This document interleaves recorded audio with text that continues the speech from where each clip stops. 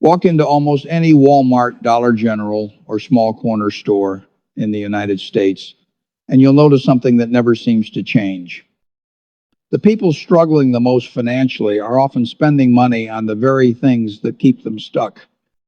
Not once in a while, not as a rare treat, but repeatedly, week after week. I'm not talking about enjoying life or buying something nice occasionally. I'm talking about 7 specific spending habits that quietly destroy wealth. They create a loop so predictable that once you recognize it, you can't unsee it. I've watched this cycle play out for decades. Families staying in the same financial position year after year, not because they don't work hard, but because the same costly decisions keep showing up in their homes, their garages, and their bank statements. What frustrates me most is this. Almost no one explains why these purchases are so damaging. So in this video, I'm going to break down 7 things that quietly keep people poor, explain why they're dangerous, and show you exactly what to do instead. Some of these might surprise you. I grew up during hard times.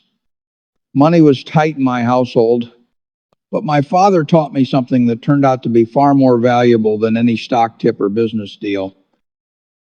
The difference between struggling financially and building wealth isn't about how much you earn today. It's about how you think about money the moment it enters your hands. Scarcity thinking says, I have money right now, so I should enjoy it now. Wealth thinking says, I have money right now, so how can I make it help me later? Every one of the 7 items we're about to discuss comes from that first mindset. The good news is that mindset can change.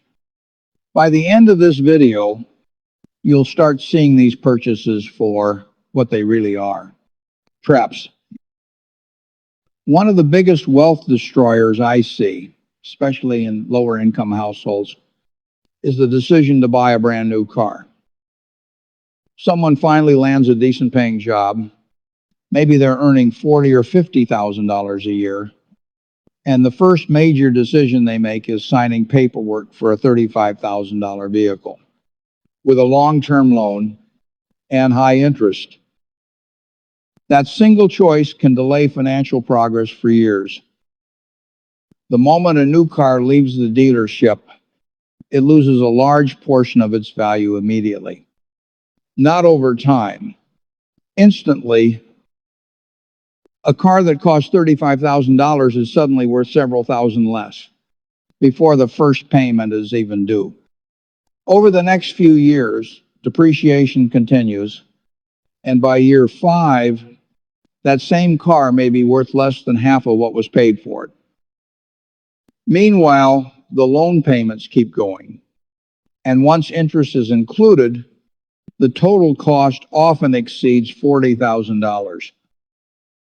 People who build wealth approach this differently. They buy cars that are a few years old. The steep depreciation has already happened. The vehicle still has most of its usable life left, but the price is dramatically lower. That difference is often $15,000 or more.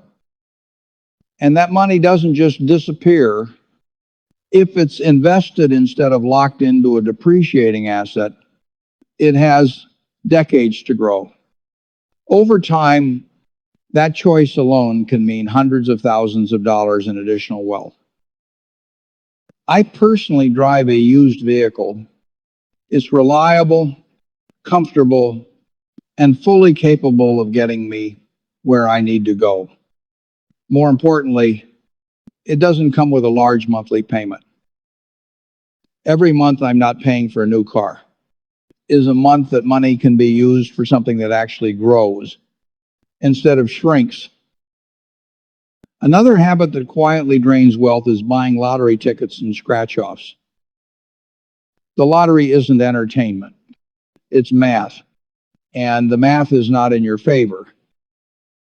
The odds of winning a massive jackpot are so small, they're almost impossible to grasp. You're more likely to experience events people consider extremely rare than to hit it big.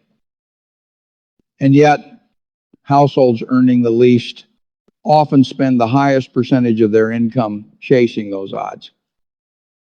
Some studies show families earning under $30,000 a year spend around 5% of their income on lottery tickets is less than hash zero. 6 hash is greater than that, can easily add up to over $100 every month. Now imagine what happens if that same amount is invested consistently instead. Over time, it can grow into a retirement fund large enough to change the future completely. Instead, that money is being exchanged for the feeling of hope. I understand why people do it when money is tight and the future feels closed off. Spending a few dollars on a dream feels reasonable, but hope by itself is not a financial plan. Wealth is built through discipline, consistency, and making your money work for you. If lottery tickets are part of your routine, stop, not later. Now, take that same money and put it into a long-term investment account. Keep it simple. Let time do the heavy lifting. That is the real long shot that actually pays off.